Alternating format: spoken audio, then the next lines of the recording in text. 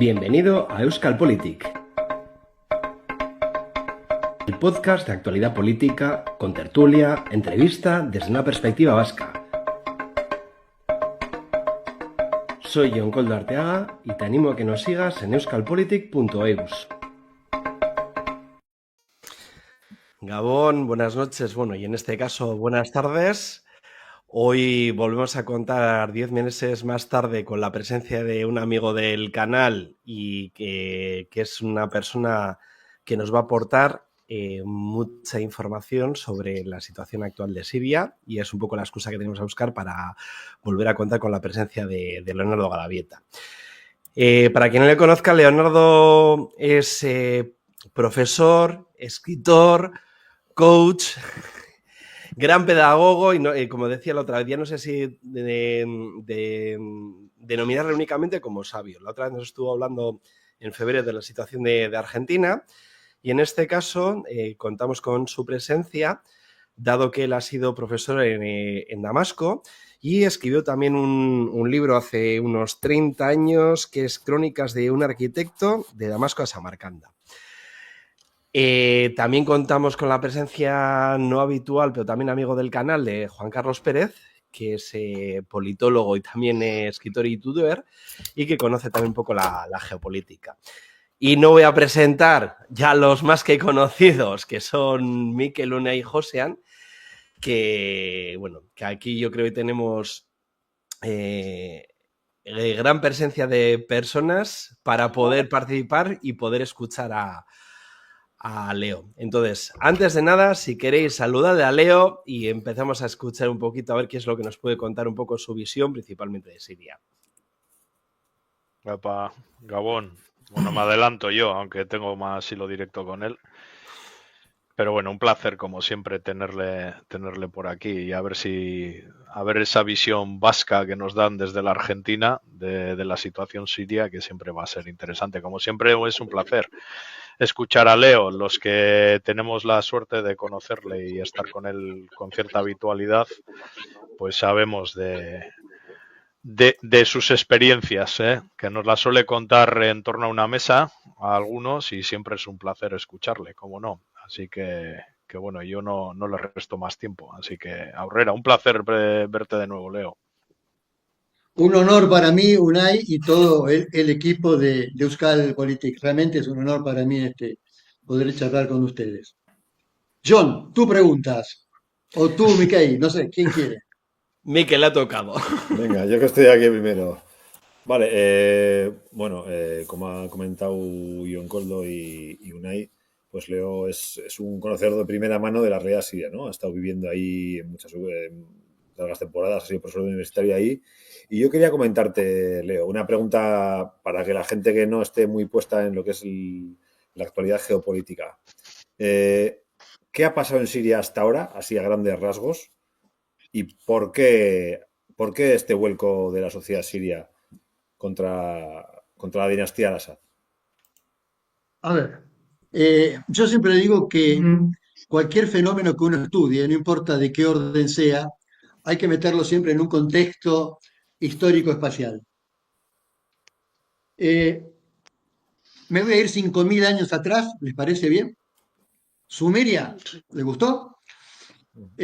Las tres primeras culturas que ha tenido la humanidad, sin lugar a dudas, fueron la cultura de Harappa y Mohenjo-Daro en India, Sumeria y Egipto. Estas dos últimas, hace 5.000 años, estaban dando vuelta por Siria.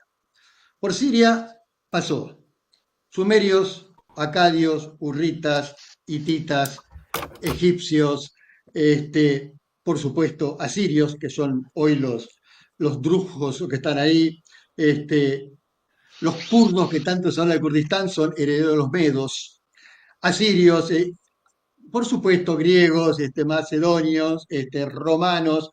Yo siempre digo que si uno quiere ver buenos teatros griegos o unos templos romanos, tiene que ir a Palmira o tiene que ir a Siria porque están mucho mejor que en toda Italia o que en Grecia. Lo que estoy diciendo es que es un lugar en el mundo que no es como Argentina, que está entre dos océanos allá abajo y nunca pasó nada, hasta que en el siglo XVI alguien entró al Río de la Plata. Acá hace miles de años que pasaron diferentes culturas, con todo lo que implica, diferentes lenguas, diferentes religiones, monoteístas, politeístas. Y cuando uno habla de Siria, uno debería hablar de la Gran Siria, como cuando habla de la India.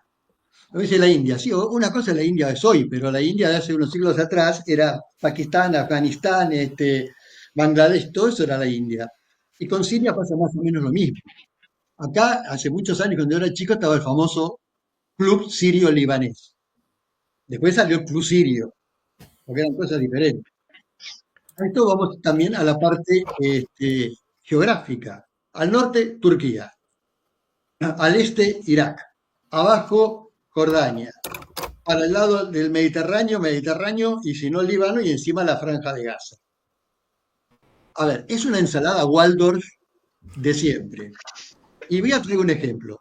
Las dos primeras batallas que están realmente cronológicamente citadas de la humanidad fueron Megalet y Kadesh.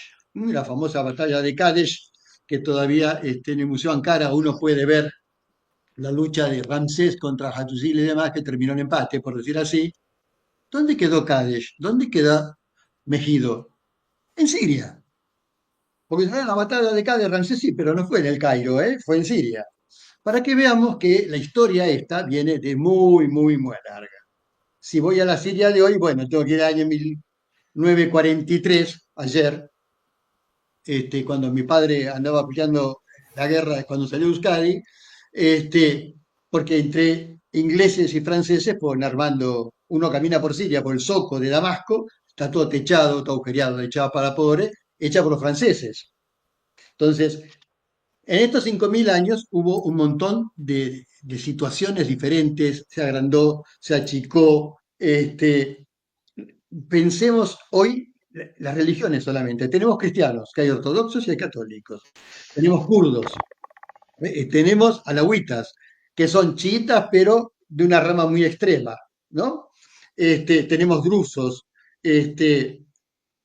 hay, por supuesto, el Islam sunita. Fíjense que es loco. Yo esto lo he hablado con gente de Damasco durante la década 90, 2000 y últimamente. El 75% de la población musulmana siria es sunita. Sin embargo, durante los últimos 50 años estuvo dirigido con un gobierno chiita, Assad padre o Assad hijo, no importa quién sea. Que obviamente el chiismo está dentro, al ser un 25% un 20% del Islam a nivel mundial, el 90% está en Irán. Entonces, cuando uno empieza a entender esta combinación extraña que va pasando, se da cuenta que es bastante complicado. Yo escucho hablar con mucha liviandez de lo que está pasando en Oriente Medio en general y en Siria, y la cosa es sumamente complicada. Yo escucho gente que ya está diciendo qué va a pasar en Siria. Joder, realmente es una maravilla, porque tiene que tener un futurógramo, porque nadie sabe qué va a pasar en Siria. Por un lado, Al-Jolami, no vamos a dar muchos nombres para que la gente no se confunda, que es un libertador, como dicen algunos en este momento, dice que va a ser un gobierno mucho más democrático, mucho más abierto. Y yo, hablando con un amigo, le decía, a ver, cuando Castro pega la revolución, fue tapa de la revista Times porque era un demócrata. Cuando Hitler gana el nacionalsocialismo, los diarios norteamericanos decían, bueno, ahora vamos camino bien. Lo mismo pasó con Putin. Los talibanes cuando tomaron Afganistán dijeron, bueno, ahora sí, se acabó el problema, vamos. Yo tengo fotos de afganas hace muchos años con minifalda yendo a la facultad. ¿Se entiende lo que estoy diciendo? Ojalá, ojalá que este derrocamiento sea para que Siria pueda tener un gobierno en paz. Ahora, yo en el 2011 estaba en Túnez y volví hace 2 meses que estaba en Bilbao de Túnez. Cuando comenzó la primavera árabe, eh, salté a Egipto a las 48 horas. Por supuesto, a las 48 horas la primavera árabe ya estaba en Egipto. Entonces yo iba saltando y la primavera me venía corriendo, ¿no? Terminé en Bilbao, obviamente, porque no había dónde ir. Y una pregunta que yo le hice a un profesor de Túnez hace exactamente 1 mes y medio antes de ir para Bilbao es: Libia, Túnez, Egipto, Siria, y lo que voy a decir, por favor, tómenlo con pinza y con cuidado. ¿Están preparados, y acá hay gente que estudia política, para una democracia como la concebimos nosotros? A ver, Gaddafi, yo he ido bastante a Libia en la época de Gaddafi, mi padre llevaba azúcar de Argentina, que era marino, a Trípoli. Tuvo Libia tranquilo, de las 23 tribus que manejan Libia, murió Gaddafi y ahora todos al poder. ¿Qué pasó en Egipto con los hermanos musulmanes? ¿Qué está pasando en Túnez? Yo estuve hablando ahora en Túnez con gente que ha vivido la primavera árabe, con gente que ha visto al chaval este que se incendió, porque lo volvían loco, no lo dejaban vender lo que él vendía hasta que se terminó tirando nafta y se prendió fuego. ¿Está preparado para la democracia? Es una pregunta que, repito, mucha gente ya da respuestas. Yo los admiro realmente porque no sé qué está pasando en Siria. El gobierno de Al-Assad padre, yo me acuerdo, pero tener mi chofer siendo profesor de la Universidad de Damasco y yo iba mucho a Palmira, a Sutal, a esos lugares, este, a Bagdad, porque cuando voy camino, cuando faltan 40 kilómetros para Palmira, un cartel que dice Bagdad a la derecha, y uno ve en los cerros, en las montañas, de tamaño de 40 metros por 40 metros, el perfil de Al-Assad pintado en la montaña. Este, la pregunta es, ¿se está preparado para esto? ¿Qué puede suceder en Siria? La verdad Yo, es que no Leo, sé si lo me que puede permites, te voy a suceder. interrumpir y voy a lanzaros una pregunta tanto a ti como a Juan Carlos. Parece ser ahora mismo como que con la caída del régimen de Al-Assad hijo y también del padre, que yo creo que eran los últimos vestigios de la política Baath, del panarabismo, ¿creéis que desapareció esa idea de esos estados árabes unidos y poder crear un gran estado árabe? Vamos, Juan Carlos, tú. Me alegro de la pregunta y que ciertamente que Leonardo haya hecho una visión a largo y que puede implicar mucha historia respecto de miles de años o de la época de después de la Primera Guerra Mundial. Por ejemplo, en 1917 la entrada de los británicos en Jerusalén fue algo icónico en el momento y ahora parece que es simplemente meroteca, con lo cual ciertamente, según el punto donde focalicemos, es elemento interesante, por ejemplo, el tema de la bandera que han recuperado el tema del verde, las tres estrellas, que tiene su significación con la independencia. Si uno lee las memorias de Gaulle, del 40-42, 42-44, uno puede entender cierta desazón que luego se plantea respecto de la Quinta República.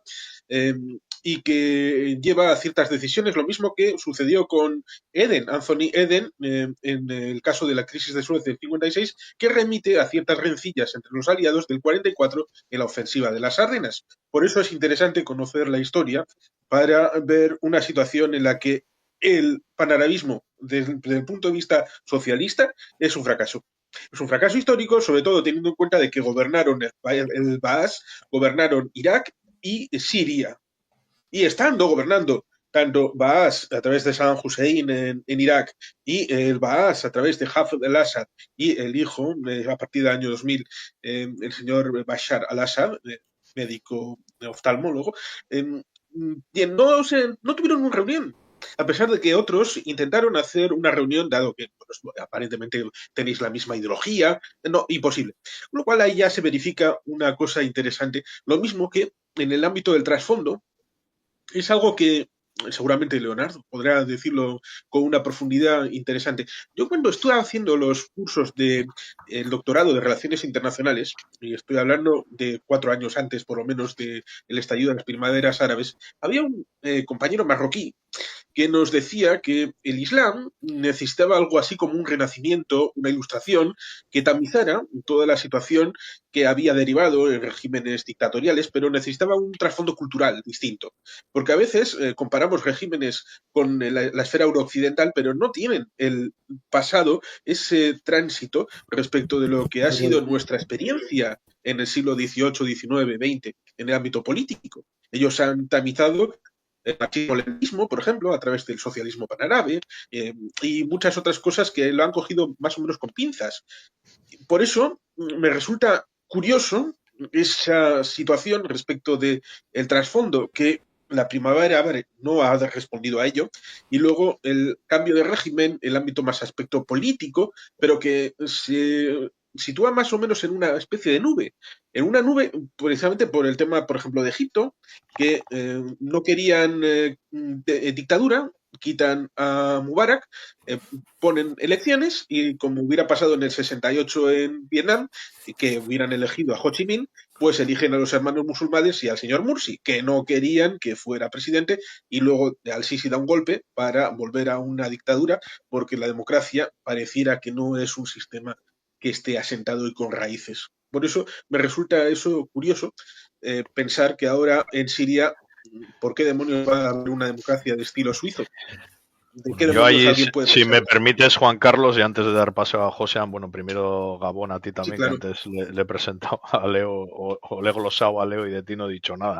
Un placer tenerte por aquí y que Es aportéis que ricasco.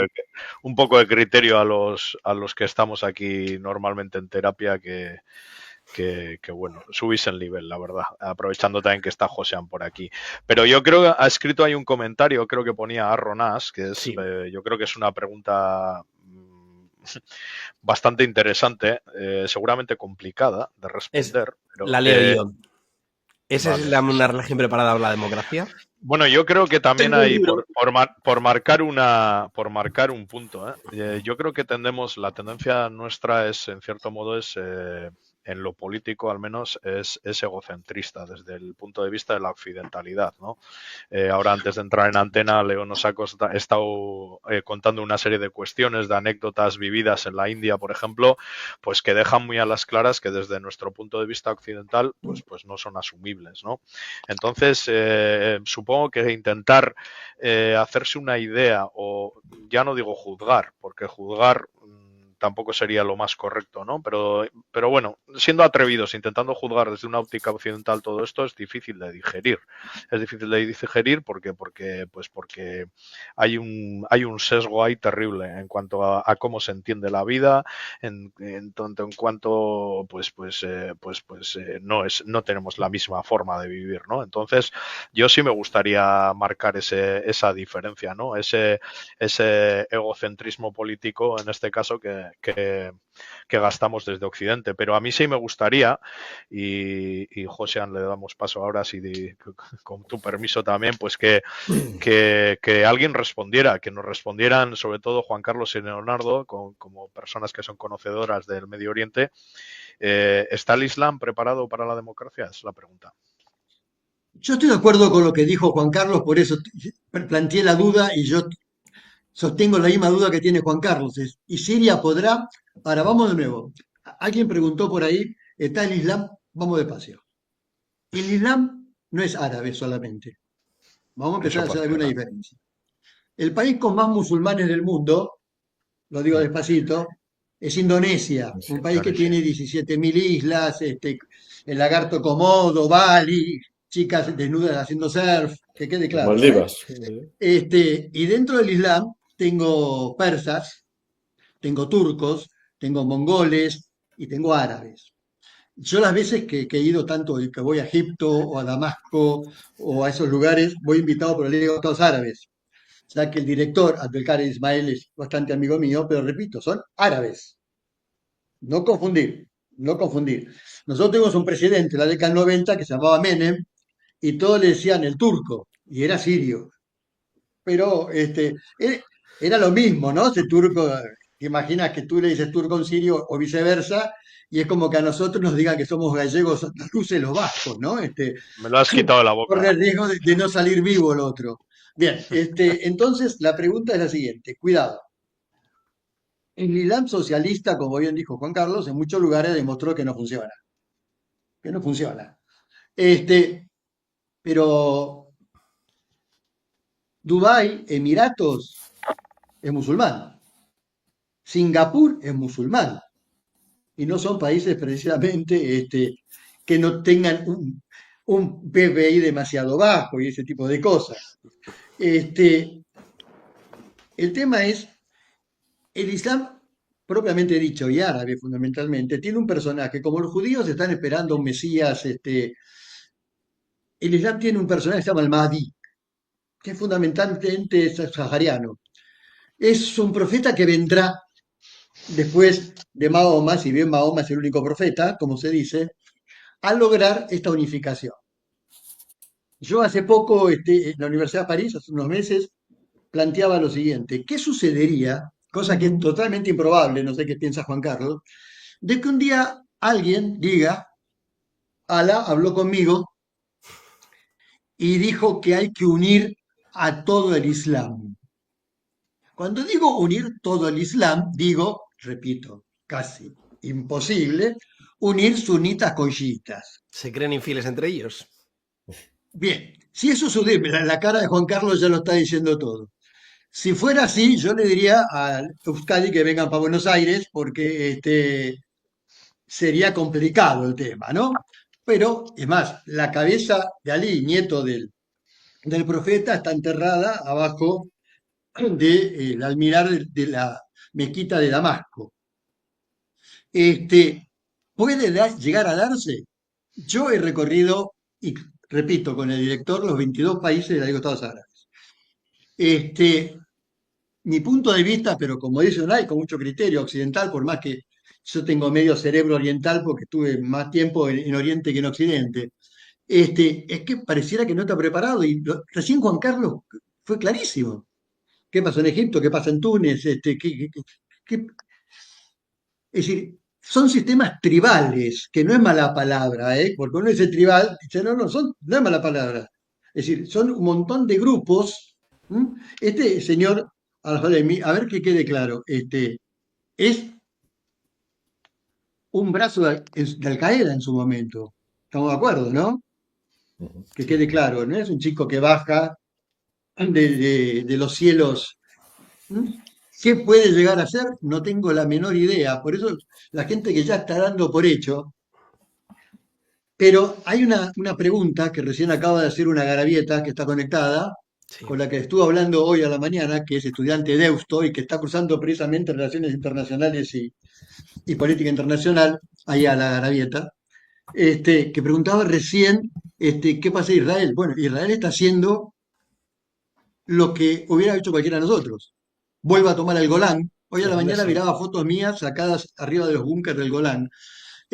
Atacó dos puertos, lo que es el lugar de Tartus, ¿no? Al sur de Latakia, que es un puerto muy importante, hundió barcos, atacó lugares donde podía haber armas químicas. Obviamente, no le voy a dejar armas a los nuevos que entran, voy a tratar de destruirlas.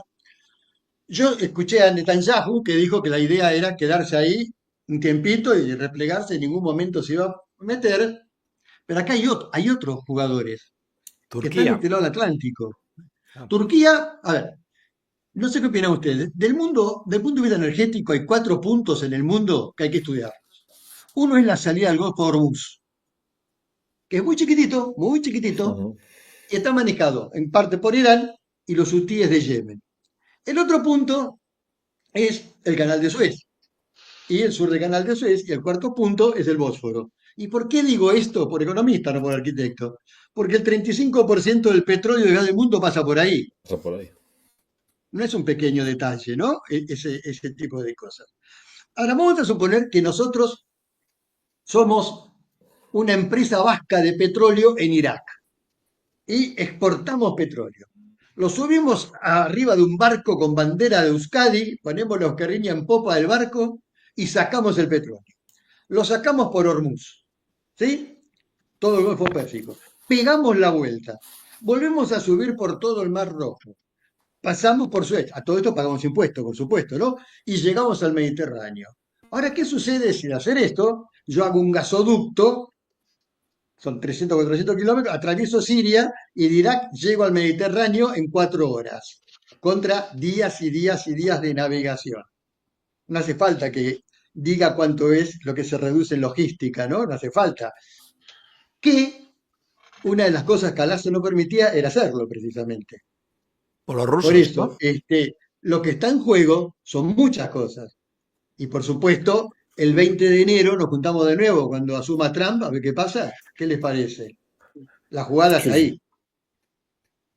Israel, respondiendo un poco a la pregunta de Ayala, ¿quién va a manejar la logística, el almanaque de Medio Oriente a partir de Trump? Israel, seguramente. Trump en eso fue clarísimo. No estoy diciendo ni que esté bien ni que esté mal, pero acá hay un dicho que supongo que ya también, que a río revuelto ganancia de pescadores, ¿no? Y acá hubo gente que ganó. Turquía, Estados Unidos, Israel. Hubo gente que está en problema. No sé, está en problema, pero Rusia, Irán, obviamente, porque cuidado, que en Tartus Rusia tenía una base. Porque la gente dice, Rusia toma Crimea solamente porque el que toma Crimea domina el Mar Negro. Es cierto, pero tiene que salir por el Bósforo, atravesar Turquía. En cambio, yo con la base en Latakia o en Tartus, estoy en el Mediterráneo y pasé por Siria simplemente. Por eso te digo, un viejo profesor mío decía, atrás de toda guerra, primero estudien, era economista, ¿no? Estudien el fenómeno económico. ¿Se acuerdan José, que Saddam Hussein tenía armas químicas? ¿Se acuerdan? Todos sabíamos que no tenía arma química. Pero vamos por ahí. ¿Y quién está explotando hoy el petróleo de Irak? Bueno, la Corona Holanda, Exxon, esos muchachos. José, aunque te veo muy callado, escuchándole atentamente a Leonardo, creo que puedes aprovechar la situación de todas las dudas que tienes para plantearle también directamente. Sí, bueno, la verdad que cuando escuchas a alguien que vive y que lo ha vivido y que conoce profundamente el tema, como el caso de Leonardo o de Juan Carlos, pues es una gozada escucharlos. Aquí soy un amateur como podemos ser muchos de nosotros, ¿no? Pero sí que me gustaría plantear alguna cuestión, ¿vale? Que ya ha salido.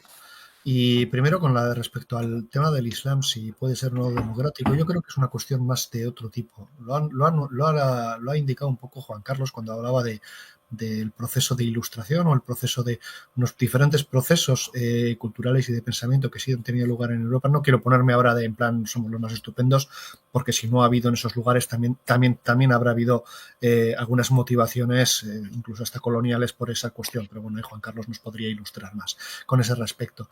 Pero sí que es cierto que la religión en sí, como las ideologías, no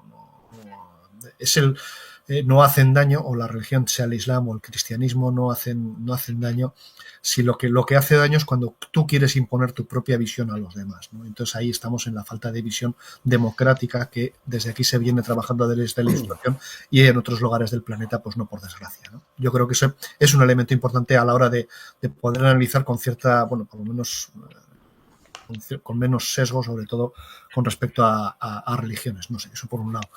Luego, por otro, y ya yendo un poco, es que yo creo que has dado la clave, Leonardo, cuando has dicho el escenario clave de Siria, que es a nivel mundial y a nivel geoestratégico y a nivel geopolítico mucho más importante eso que has comentado del gasoducto o de toda eso que el propio conflicto, sí que siempre lo conocemos por el conflicto Israel y Palestina. Es mucho más elemental a nivel geopolítico, creo, por lo menos por ese dato que has dado.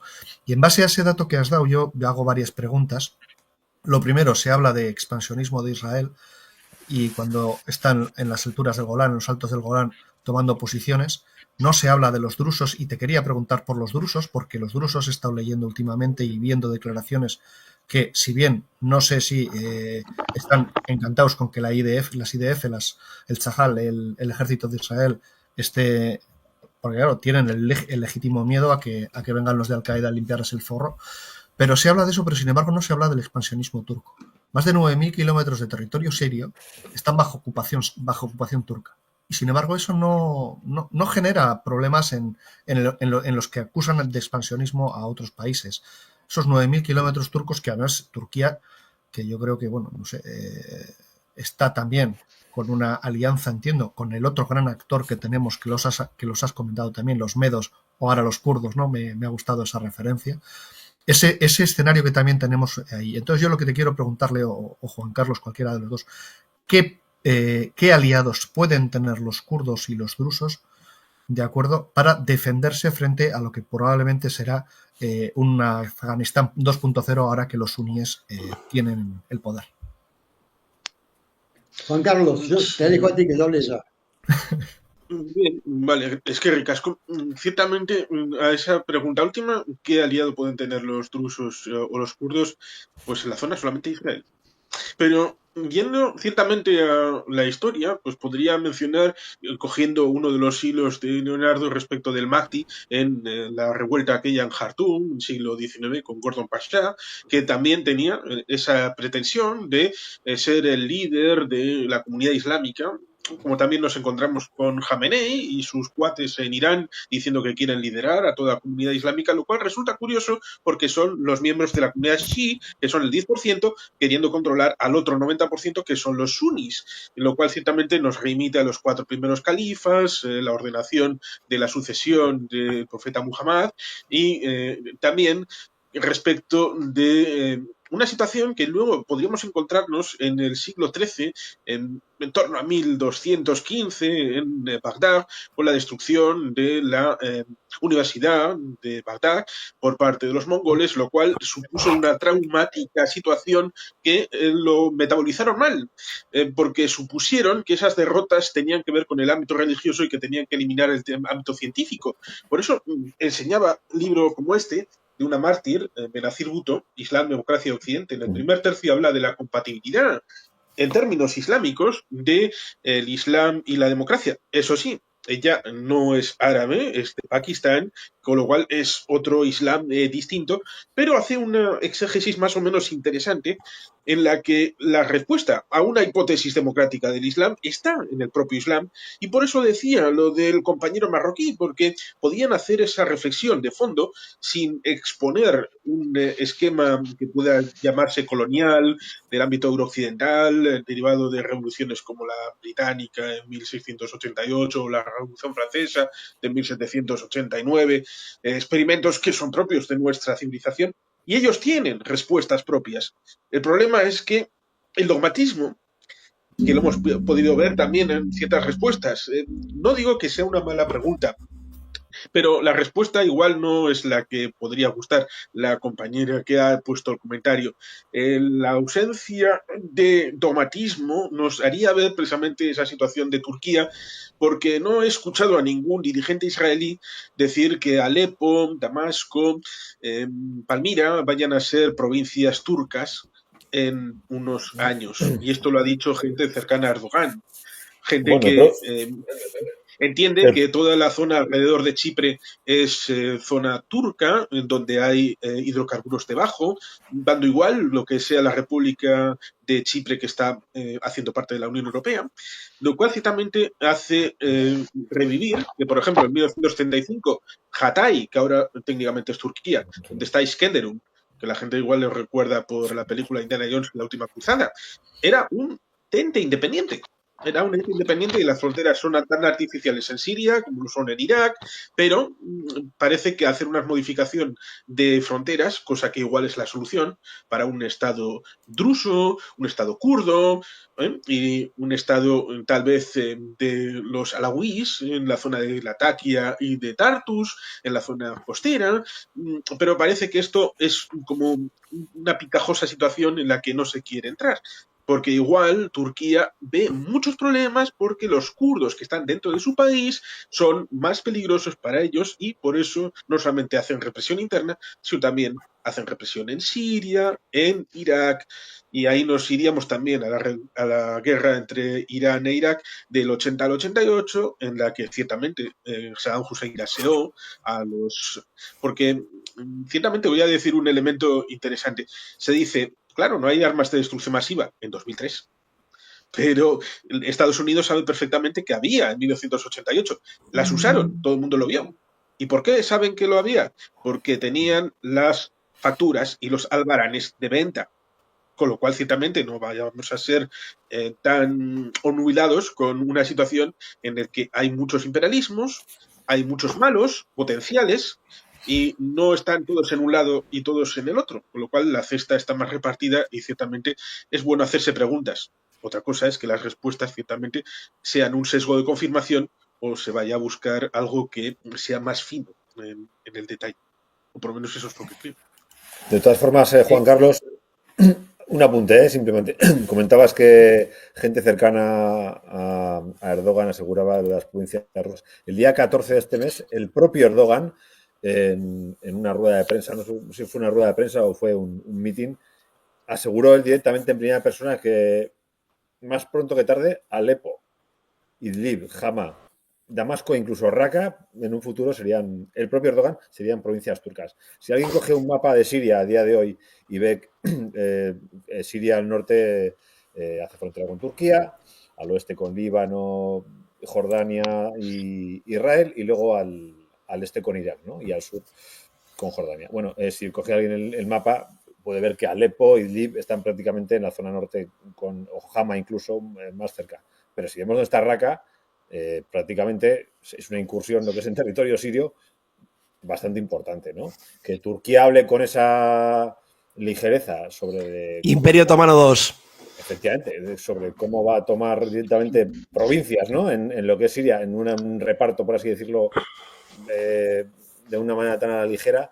A mí lo que me causa no intranquilidad, ¿no? Sino que me parece que cómo dentro de la oposición siria, que es un abanico de creencias, de políticas y de gente que no comulga una con la otra, como pueden ser kurdos, con Estado Islámico, con partidos cristianos demócratas, con el Consejo Sirio en el exilio, o sea, toda esa gente ¿se ha puesto de acuerdo para dar este golpe en una semana a Al-Assad o ha sido una conjunción de los astros que lo ha tirado abajo de ellos solo? Porque es imposible pensar que esa conjunción de la oposición siria, tanto en el exilio como en la propia Siria, haya podido llegar a un entente, ¿no? Eso es posible. ¿Cómo se ha podido organizar esa oposición? No, esto está organizado hace rato y te digo por qué. Porque los suegros de Al-Assad, que eran una familia importante en Londres, ya hacía 2 semanas se había ido de Londres. Dejaron todos, tomaron sus cuentas y demás, con lo cual no fue así de simple. Mientras ustedes hablaban, yo estaba viendo hoy cómo cerró el cambio de la lira turca con el dólar, 0,02. ¿Qué estoy diciendo? Que viene en caída brutal la lira turca. Es decir, vuelvo a mi viejo profesor que me decía, mire la economía. Se entiende lo que estoy diciendo, ¿no? Algo similar está pasando con el rublo. Markel, que no sé quién es, pero acá estás por acá, Sí. habló de las religiones. A ver, las masacres que hizo el cristianismo son atroces, empezando por las cruzadas y quemando brujas que no eran brujas, pero no importa, ¿no? Recuerden que hasta no hace mucho en América, 2 siglos atrás, una niña decía, esa mujer es bruja y la quemaban viva. El cristianismo hizo atrocidades. Yo he estado en Nueva Delhi cuando se armó una rosca terrible entre una mezquita y un templo de Shiva que queda en la misma cuadra, y salí corriendo porque pero esto es histórico, es cierto. Hace poco me preguntaban ahí en París qué es una persona que puede llegar a ser así un ciego total fundamentalista. Y yo digo, un fundamentalista es una persona que no tiene capacidad de dudar. Si yo no dudo, estoy en un problema y me puedo transformar en cualquier orden. Ojo, yo físico, químico, científico, esto es así. ¿Qué sé yo? A ver, si estuviéramos hace 3.000 años atrás, estaríamos todos de acuerdo que el mundo es plano y que estaba sostenido por 3 elefantes sobre una tortuga. Estamos de acuerdo, ¿no? Hombre, Después por desaparecieron las supuesto. tortugas, pero bueno, el centro Aquí hay del mucho experto universo en era el la que las Tierra. videos. Claro, después era el centro de la Tierra, después vino alguien y dijo, no, mirá, tened cuidado porque el centro de la Tierra es el Sol y ahora resulta que nos movemos. Perdón, el Vaticano hace recién 25 años que lo acaba de perdonar a Galileo Galilei, ¿eh? 500 años para perdonarlo porque dijo que la Tierra se movía, se tomó un tiempo. Por eso te digo, ¿qué puede suceder? Es cierto que en nombre de las religiones se hicieron masacres. Bueno, América es un ejemplo excelente de lo que se hizo acá, ¿no? No hubo cacique que se dejó con cabeza. Pero volviendo al tema nuestro, ¿qué pasa en Siria? Pasa todo esto que estamos hablando. ¿Qué pasará en Siria? Y es un gran interrogante. Puede haber una... Hay un tema que yo vi ayer que era en la CNN. Estaba precisamente Al-Horami hablando y se le acercó una chica, y Al-Horami le dijo si por favor se podía cubrir la cabeza. Detalle. Pero en arquitectura decimos Dios está en los detalles. Me llamó la atención, la chica se cubrió la cabeza y siguió hablando. Con lo cual dije, qué raro, porque por un lado estaba diciendo las aperturas y demás. El otro tema es qué pasa con la gran cantidad de minorías, porque a ver que quede claro. Yo he escuchado al presidente Al-Assad decir que Siria era un país laico, pero toda la gente no sabe, y no tiene por qué saberlo, que drusos, cristianos, así, pagaban impuestos. Igual que cuando Mehmed Fatih toma Constantinopla en 1453 y los otomanos se hacen del poder y Santa Sofía se transforma en mezquita, dijeron, vos sos cristiano, no hay ningún problema, seguís siendo cristiano, pero a fin de mes pasa a cobrar el impuesto. Es decir, con lo cual, este, es un respeto a las minorías si yo le estoy cobrando a una persona porque piensa diferente a mí. En la India, si yo soy shivaísta, si soy seguidor de otro deudad, si soy sikh, si soy janista, no pago impuestos por ese tipo de cosas. En Turquía pasó en la época de los otomanos. Y en Siria estuvo pasando hasta hace 10 días. Por eso decir, ¿está complicado Siria? El problema no es que está complicado Siria. A ver, el otro día, con Ayala Garavieta, precisamente, que está estudiando esto, decíamos lo siguiente. Hay, todo pasó porque me hicieron una pregunta en la Universidad de París y me dijeron, profesor, ¿qué opina usted de la guerra? Y yo contesté, era para posgrado, ¿eh? Y yo contesté, ¿qué guerra? Y la guerra. Y yo le volví a contestar, ¿qué guerra? Y ahí se empezaron a reír todos. En este momento hay 53, repito, 53 focos bélicos en el mundo. Y pareciera que hay dos guerras. Lo que pasa es que yo siempre digo, acá en Argentina no sé los medios, chocan dos coches en Miami y sale primera página, chocan dos trenes en India, mueren 500 personas, 800 quedan lisiados, no aparece en ningún lado. Es decir, ¿saben lo que está pasando en el Congo, la cantidad de millones de personas que se fueron? Los rohingyas que están matando en Cristianos a Myanmar punta y pala. nudistas, por otro lado. No hablemos de Yemen, que hace 20 y pico años que están... Y sigue. Repito, sobre 200 países que hay en el planeta, para hacer números redondos, tengo 53 focos bélicos. Pareciera que estamos en un momento histórico complejo, pero, hay un tema que es este aparatito que se llama celular. Vamos a hacer Coltán. un jueguito de 30 segundos. Vamos a suponer que todos nosotros, ¿y cuánta gente más o menos nos está escuchando, John? ¿Tienes más o menos el número por ahí? Pues ahora mismo en directo están 31 personas. Bueno, somos 31 más 40 personas, ¿sí? Pero estamos en el año 476. Acaba de caer Roma, pero tenemos celulares. Entonces Unai me dice, joder, mira, están bombardeando el Coliseo. Y Mikai dice, cuidado, cuidado, que tiraron 3 acueductos. Y Juan Carlos me dice, cuidado que viene Asterix y todos los galos por el norte. Nos psicotizamos todos, ¿no? Claro, los muchachos de Roma no sabían que había caído Roma ni que Vespasiano se había ido. Pero la pregunta es eso. Cuando yo viví las dos guerras del Golfo allá, la del 91, enero del 91, me acuerdo que llegué al hotel, puse CNN, no había celulares, zona de exclusión. Yo dije, ¿qué es la zona de exclusión? No entendía nada, salí al balcón y vi los tanques con la bandera verde. Me llamó el decano de la facultad, me dijo, ¿dónde estás? Acá en el hotel, le digo. ¿Qué dice ahí que lo paso a buscar? Bueno, y ahí escribí el libro mío de Damasco a Samarcanda, fue largo el viaje. ¿Qué pasó con esa guerra? No fue tan terrible como la Segunda Guerra Mundial, pero fue la primera televisada. Hoy vemos en vivo y en directo cuando un misil cae. Es más, llegó un momento en que vemos cómo matan gente y ya no nos llama la atención, porque el ser humano tiene esa característica, ¿no?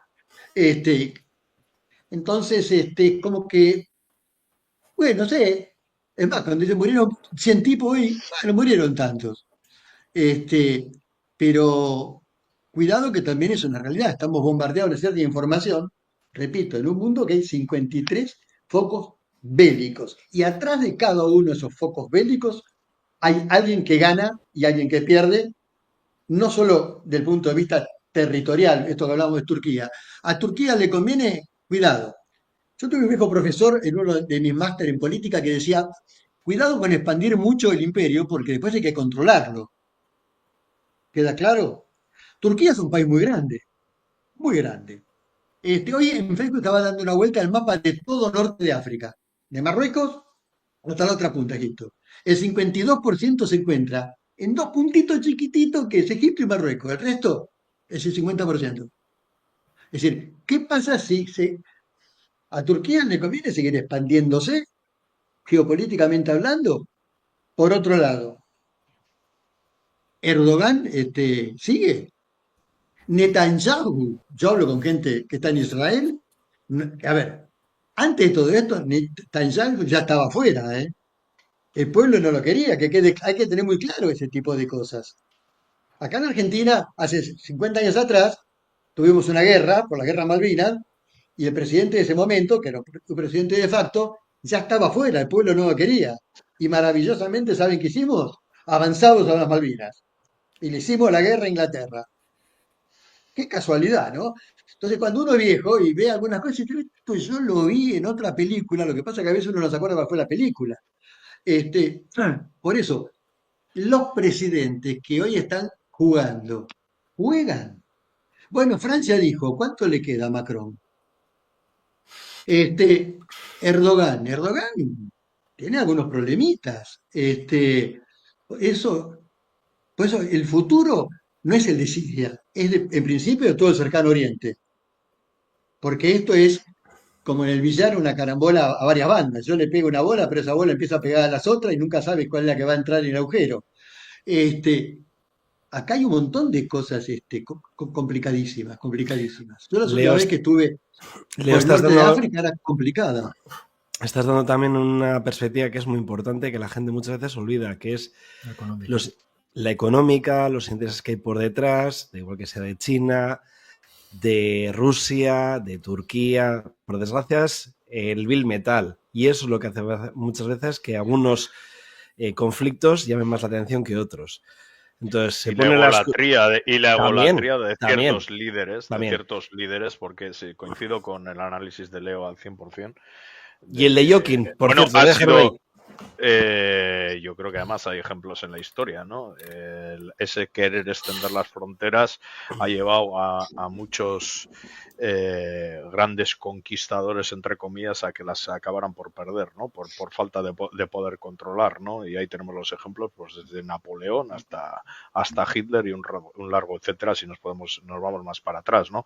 Yo creo que hay también una componente también personal, o sea, la de los iluminados. Hemos hablado de Erdogan, pero tenemos el caso de Putin, que es el nuevo zar del siglo XXI, el nuevo gran Pedro el Grande.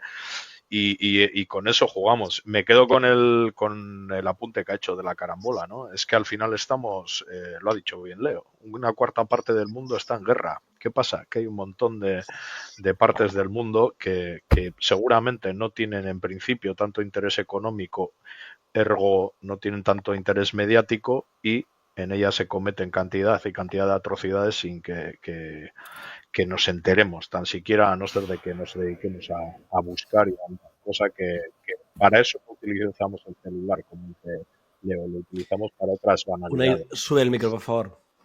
Ay, Barcate.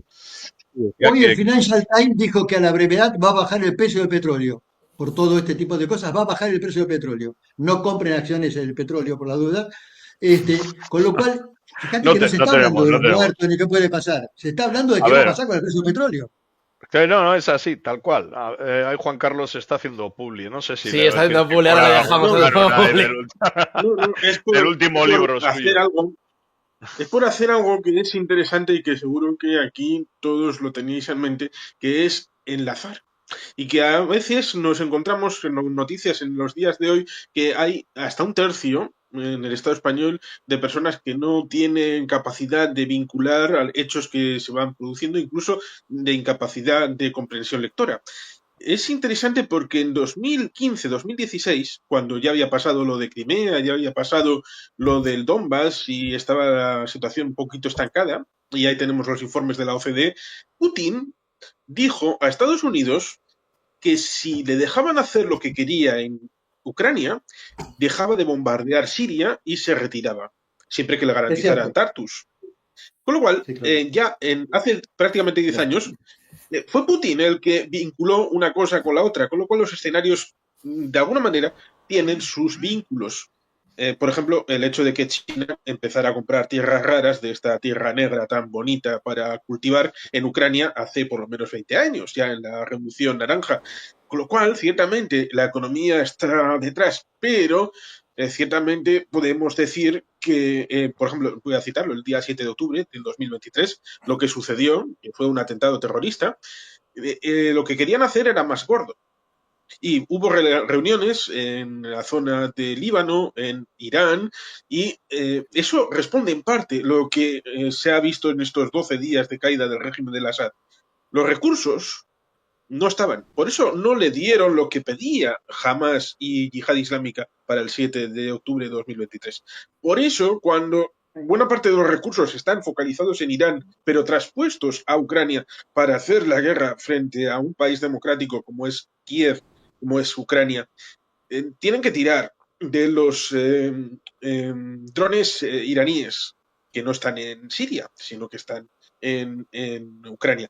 Tienen que tirar de miles de soldados de Corea del Norte porque ya no pueden ni siquiera coger a minorías étnicas en una limpieza étnica terrible frente a poblaciones no eslavas, no blancas en la Rusia transurálica, lo cual ciertamente hace que no hubiera recursos ni en la Latakia, ni en Tartus, ni siquiera para el Assad. Es un problema, porque cuando terminas una guerra con un armisticio no declarado, la situación ni siquiera está en paz, con lo cual en cualquier momento se puede reanudar siempre que tengas inteligencia, porque recuerdo, Raisi murió y no lo encontraron los iraníes, lo encontró un dron turco. Esto es importante, porque evidentemente quien tenía las capacidades era Turquía, no Irán. Eso es. Con lo cual la inteligencia cuando, y recordemos, la frontera de Idlib está Turquía. Turquía ha armado el HTS, le ha dicho ahora podéis atacar y luego ya si eso vamos por detrás. Son turcos los que han ideado esto, les han dado la oportunidad. Otra cosa es que el HTS vaya a volar por libre, haya llegado a un acuerdo más o menos con los kurdos para hacer un estado más o menos plural. Pero el problema que lo tienen es con Turquía, que igual no se siente a gusto con el estado de cosas y quiere chuparse toda Siria. Recuerdo ciertamente en la memoria histórica, 1972, Hafez el-Assad, el padre, le dijo al señor Yasser Arafat, a Yasser Arafat, le dijo, los palestinos y el pueblo palestino no existen, jamás han existido, solo ha existido la Gran Siria. Con lo cual, esto es como los puñales en la casa de las dagas voladoras, que pueden ir por donde sea. Y ciertamente la guerra pone de relieve esos intereses, tanto personales como colectivos, de tratar de ir por otro derrotero, no el institucional, para lograr intereses particulares o colectivos. Dejadme que os haga una pregunta a cualquiera de los dos. Ahora, habéis hablado, joder, me encanta escucharos, la verdad. Esa pelota, o sea, esa mesa de billar y esos rebotes que has dicho, Leonardo, porque aquí se ha hablado mucho, pero yo creo que tenemos un elefante en la habitación. Y quiero preguntaros, ¿cómo veis? Esperad un segundo. ¿Cómo veis a Irán? ¿Le puede caer a Irán un rebote en todo lo que estamos viendo aquí? Yo te contesto, no sé qué piensa Juan Carlos, pero yo te contesto lo que dije al principio.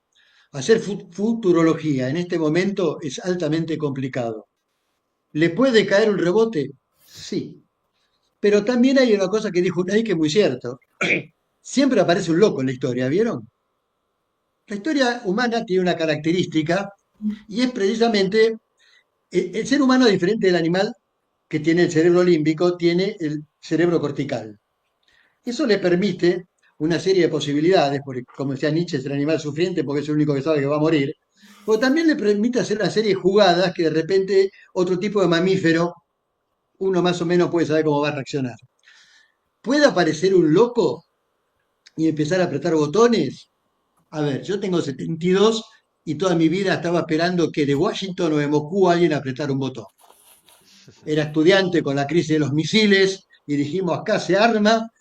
Cuando los misiles estaban a 10 millas de Cuba, Nikita Khrushchev levantó el teléfono y dijo, vuelvan, y Castro dijo, oh, y se quedó agarrado el pincel y el avión sacó a la escalera. ¿Qué puede suceder? ¿Qué sé yo qué puede suceder? Irán es una teocracia cerrada, como digo yo, recuerden que ni el cadáver del Shah pudo entrar, está enterrado en el Cairo. ¿Qué puede suceder? ¿Qué sé yo qué puede suceder? ¿Es posible? Sí. Lo que pasa es que si yo en este momento tirara 10 o 15 posibilidades, todas son posibles. Todas son posibles. Los kurdos, por ejemplo, los kurdos y los turcos, una gran parte de los kurdos, se odian. Se A odian. muerte. Es más, sueñan con el Kurdistán, ¿sí? Que está repartido entre 4 países y seguirá repartido entre un montón de países. Hay otros kurdos que están más al este, que son más tranquilos. Pero por eso te digo, ¿qué puede hacer este nuevo golpe revolucionario? Repito, en una cosa, al Assad le tomó 4 años tomar Alepo. 4 años. A los revolucionarios tocó, creo, Juan Carlos, 48 horas, ¿no? 72 horas tomar Alepo, le conté.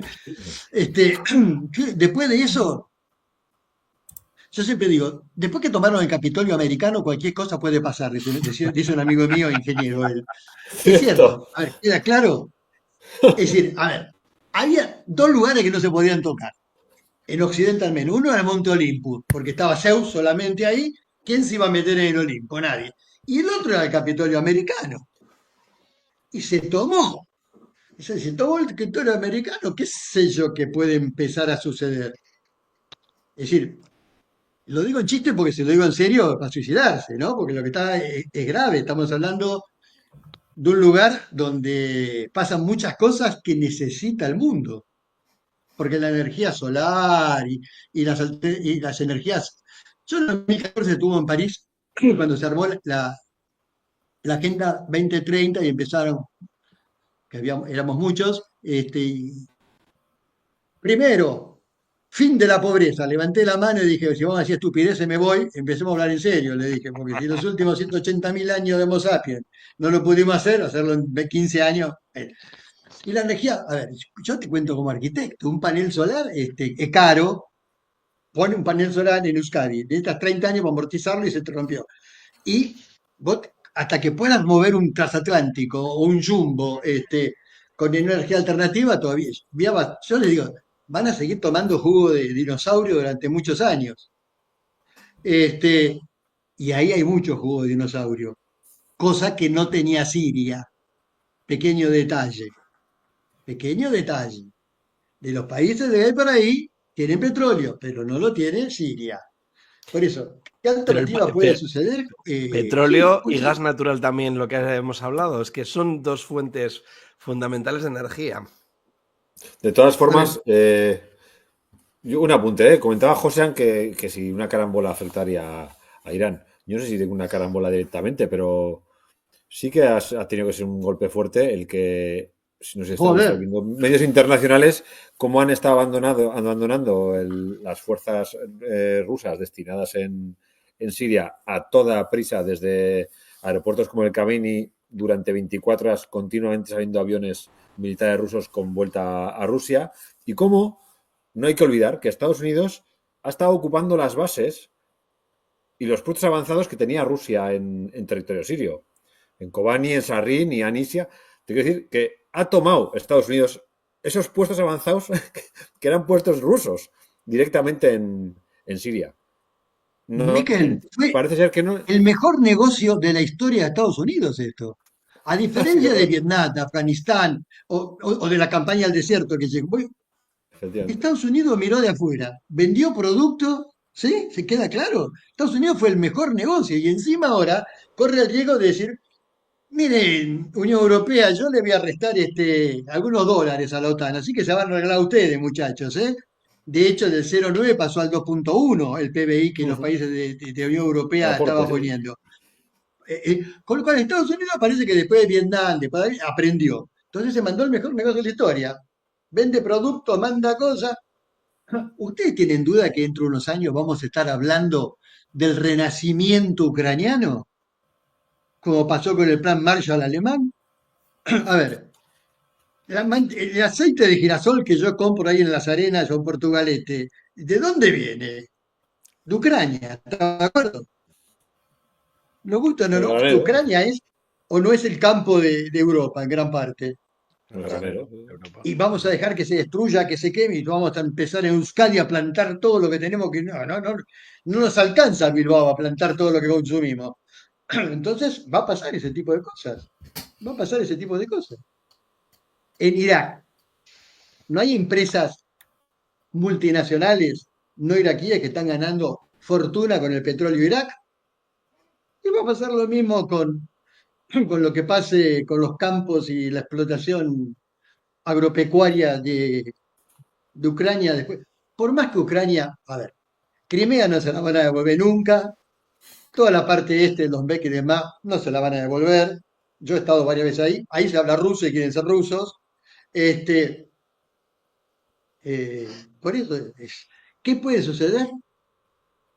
Sí, repito, estamos en el 476 con el celular viendo qué va a suceder.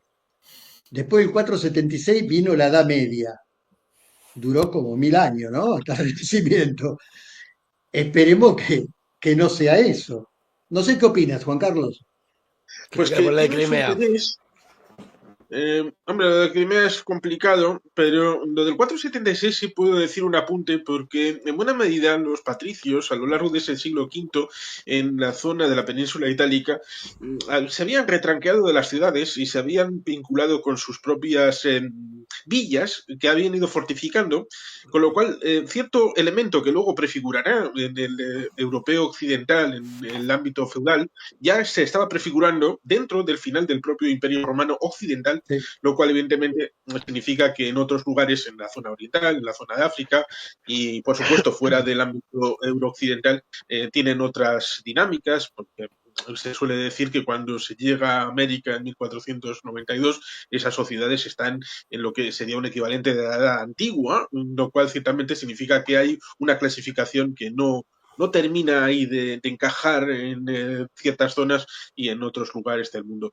Y lo cual ciertamente es interesante porque nos pronunciamos en 2003 contra la guerra en Irak, el imperialismo de George Bush, y es interesante y está muy bien porque era precisamente un elemento que no tenía nada que ver ni con el 11 de septiembre, ni con Al-Qaeda, era algo que Estados Unidos metió de rondón, pero nos olvidamos ciertamente que cuando entra Wagner en Siria, se ocupan, a pesar de que no es un negocio importante como lo pueda ser en otros países, el 25% del petróleo que tenía Siria se lo chupa directamente Wagner.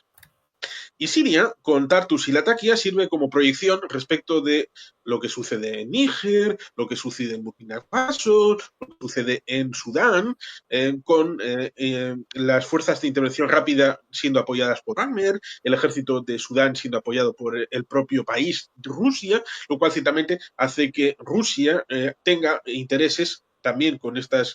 Resulta curioso y gracioso. Ahora lo llaman Africa Corps. Quieren hacer la desnazificación y parecen ser los más nazis de todo el mundo. Me llamó Con la lo cual, atención el otro ciertamente, día cuando lo escuché, Juan Carlos, a mí. Digo, bueno, Sí. esto hablan y cuando escuché lo de Africa Corps me quedé, digo, ahí va, que ha vuelto Rommel aquí.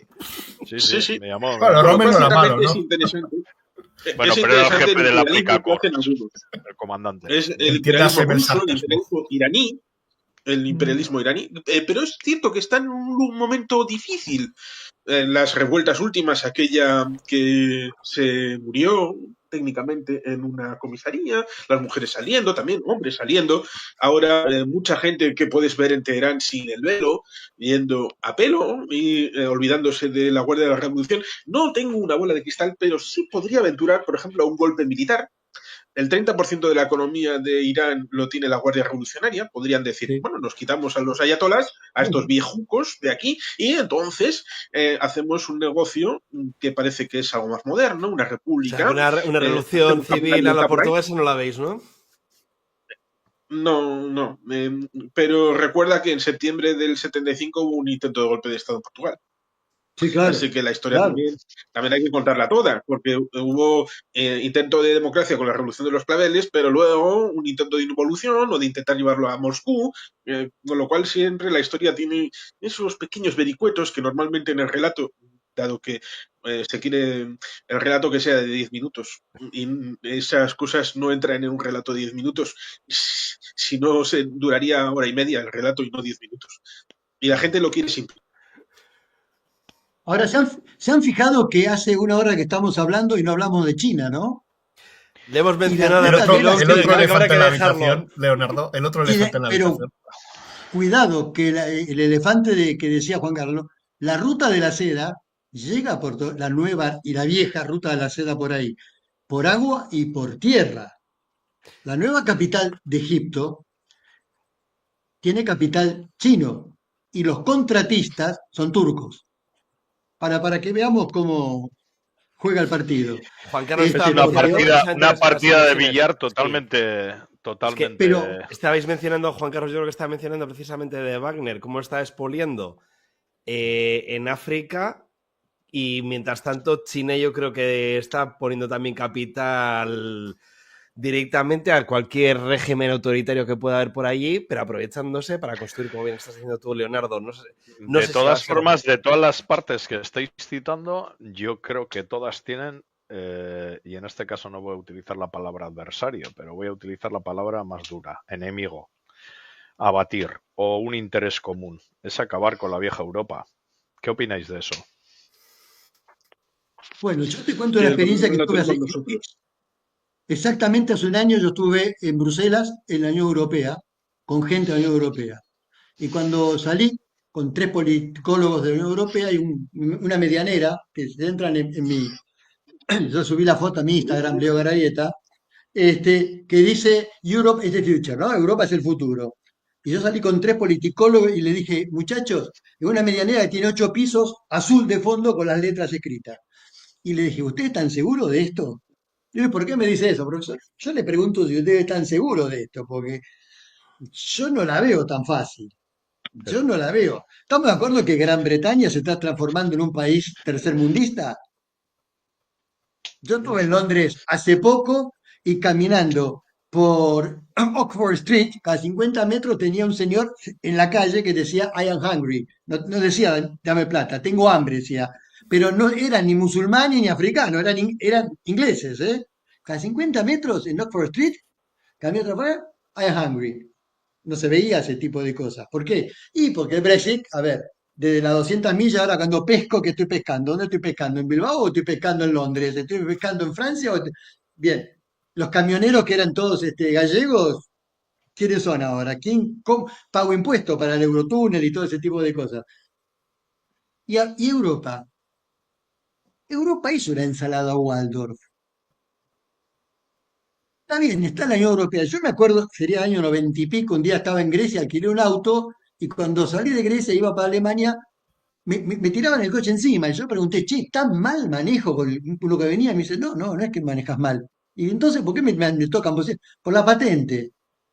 La patente era griega. Con lo cual, ya había una diferencia. ¿Se entiende lo que estoy diciendo? Está bien, se hizo la Unión Europea, pero yo me acuerdo, tú te acordarás mejor que yo, Juan Carlos, cuando un ministro alemán, con respecto a la deuda griega, dijo que vendan el Partenón y que paguen la deuda. Es decir, los 27 países no están al mismo nivel, que quede claro. Por eso, es una ensalada Waldorf, la Unión Europea. Bueno, Yo voy a ir a la historia. eso leo, y que yo el otro día escuché la aseveración de que el progreso de Europa va a ser víctima de su progresismo. Es dura la frase, ¿eh? Es dura la frase. Seguramente. Hombre, A puedo ver, deciros, conocéis el 480 y el 580, ¿verdad? claro, El sí, claro. periodo del Renacimiento, los Michelangelo, los Rafaelo, los Leonardo da Vinci, las construcciones que se hicieron entonces, las ciudades-estado, la mercancía que podía vender Venecia, ciertamente buscándose la vida después de la pérdida de Constantinopla en 1433, pero tratando de mantener un nivel de vida. Pero también recordamos el hecho de que no tenían una fuerza militar conjunta, sino cada ciudad tenía lo que iba acogiendo por aquí y por allá. El Papa intentó ser el más listo de todos. ¿Y qué pasó? Que esa localización tan bonita en el ámbito artístico, en el ámbito de la mercancía, en el ámbito comercial, se convirtió en el patio trasero geopolítico de Castilla y de Francia. para rapiñar todo lo que podían rapiñar. ¿Por qué? Porque no tenían una cultura de defensa, que es lo que nos pasa en Europa, que pensábamos que todo es jardín, todo es poderoso, maravilloso, con la lengua, con el afilado dardo del escrito. Y eso no vive en el mundo, sino que intentan algunos conseguir esto, como Erdogan, como Putin o Irán o otros intentan hacer de su capa un sallo, y para esto necesitamos defendernos con proyección estratégica. Y no estoy Ahí, diciendo que quiera empoderar al ejército español. A mí me gustaría recuperar el Eusko Gudrostea y tener nuestras propias aportaciones a entes supranacionales en el ámbito europeo. Me gustaría porque de esa manera podríamos defender nuestros intereses en el mundo como hace todo el mundo. Todos los países tienen un ejército, todos los países tienen intereses y todo el país del mundo tiene que buscarse esa idea de que si me vas a venir a mí a darme una galleta, te va a costar la réplica mucho más, así que cuidado y no me la des. Así, ciertamente, no se establece un mundo como el que hemos soñado durante décadas respecto de esa paz idílica, pero estaríamos más cerca de esa realidad en la que nos hemos despertado en muchas ocasiones en los últimos años, incluido el tema de Ucrania y en muchos otros lugares en donde por ese pacifismo, y resulta curioso porque Alemania nos ha llevado 2 veces a una guerra mundial, 2 veces. Y nos está llevando a una tercera, no por el belicismo, sino por su pacifismo, lo cual ciertamente también es paradójico. de todas maneras, ahí has abierto un melón, me parece interesantísimo también, sobre el tema de Europa y los tres elementos que yo creo que son los tres retos que tiene la Unión Europea, que son absolutamente brutales y van a depender si es y se conforma con una especie de bloque frente al bloque anglosajón o el bloque chino-ruso o ruso-chino, es decir, algo. Y en ese elemento vamos a tener primero lo que es la propia reindustrialización, si se llega a llevar a cabo, de la propia Unión Europea, lo que ha comentado Miquel de ser víctima del progreso, víctima del progresismo, de igual ya dejarnos de muchas tonterías que solemos ver, el tema energético, por ejemplo, ¿no? Esa cruzada contra las energías nucleares, que recuerdo un vídeo de Putin riéndose a la cara de los europeos diciendo ¿y cómo van a calentarse? ¿No? Esa es una, esa reindustrialización europea. La otra que es elemental también tiene que ver con su defensa, y claro, probablemente el ascenso del señor de naranja, del factor naranja que tenemos en Estados Unidos, el ascenso de Trump el día 20, puede que sea una oportunidad para la Unión Europea en ese sentido de que se deje de subcontratar la defensa y haya una defensa propia europea, que es lo único, porque al final la disuasión es lo único en este mundo en el que vivimos, es lo único que puede servir a la hora de montar una cuestión de estas características, ¿no? Yo creo que esos son elementos fundamentales a la hora de este futuro europeo que de la vieja Voy a utilizar un por símil medio. que utilicé, perdona, José, en el otro día contigo mismo. Yo la sensación que me queda como ciudadano de Euskadi y por extensión de la Unión Europea es que, y te lo dije el otro día, pretendemos jugar al fútbol, por establecer un símil futbolístico, al fútbol de Guardiola en un campo embarrado donde es imposible conducir la pelota. Entonces, así no se puede jugar al fútbol en ese campo. Quiero decir, estamos jugando, hablamos en dos claves diferentes. Desde Europa se pretende, como ha dicho antes bien Juan Carlos, hablar con el lápiz afilado del escrito, con el lápiz, con la lengua afilada de la política, y estamos hablando, me estoy oyendo a mí. Sí, Se oye hay por alguno ahí que no algo. sé si tenéis cerca el... Sí, se oye por ahí algo. Sí, decía que alguno tenéis puesto en YouTube por ahí y se oye. Yo estoy en mute, ¿eh? Vale. Sí, decía que bueno, pues que coincido con Juan Carlos, ¿no?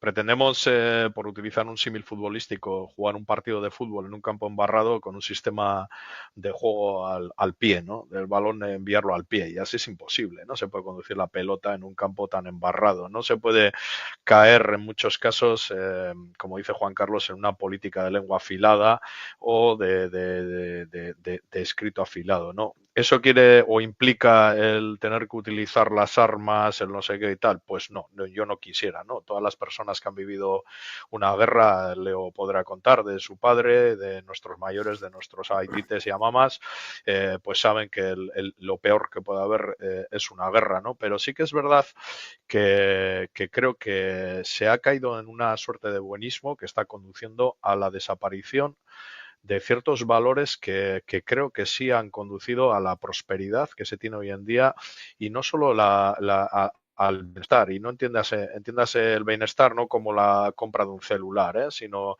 con el hecho de que a nadie le falte un trozo de pan. Y coincido tristemente con Leo en lo que dice que en Oxford Street no es raro de ver una persona que está diciendo que tiene hambre, porque creo que ahí somos esclavos de una cierta perversión, de una cierta dictadura escondida, soterrada, que es la dictadura económica, en muchos casos de un capitalismo y un liberalismo salvaje que está conduciendo a una serie de cuestiones que están generando entre los propios trabajadores y trabajadoras pobres. Me parece una incongruencia, ¿no? Que un trabajador sea pobre, ¿no? Parece que el trabajo es esa forma que nos ha procurado bienestar, ¿no? Hemos cambiado esa fuerza que se hablaba en términos marxistas por ese cierto bienestar, ¿no? Pero yo creo que detrás de todo esto hay unos poderes ocultos. En muchos casos enfocamos a la clase política, pero creo que detrás de esa clase política lo que hay es verdaderos sátrapas que manejan unos cables y que no dudan para nada en enfrentar en utilizar esa vara de billar, ese palo de billar para generar esas carambolas con el único fin de procurar un crecimiento económico en muchos casos y desde luego ese crecimiento a poder ser de que no sea de manera sostenida, es decir, que sea salvaje. Has dicho antes, Leo, y coincido contigo, que la Agenda 2030 persigue acabar con la pobreza en el mundo. Es un sueño utópico, quimérico, que nos ha visto en algún programa aquí. Hemos marcado y hemos subrayado más de una vez la diferencia entre lo que es utópico y lo que es quimérico, ¿no?